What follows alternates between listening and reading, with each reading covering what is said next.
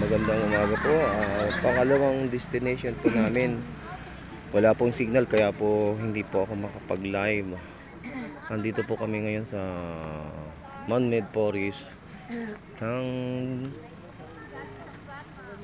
Bohol. Ayan po, ang ganda. Napakaganda ng mga kahoy. Ayan.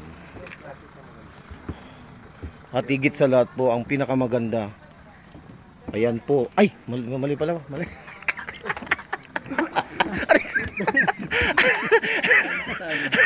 Ayan po, nakakalbo mo na po ako. Yan, ito si Richard. Pinagdulo ko naman si Paritin. Ayan. Sikat po sa amin yan. Kamay ka naman sa fans ko pa. Ayun, no? Yan. like them. Anong klaseng sikat? Sikat chupoy? Medyo nangitim na yung ulo ni paring Timmy dyan, kasi nandito kami sa ayan, napakaganda ng tanawin po dito. Salamat po sa sponsor na si Boss Ian.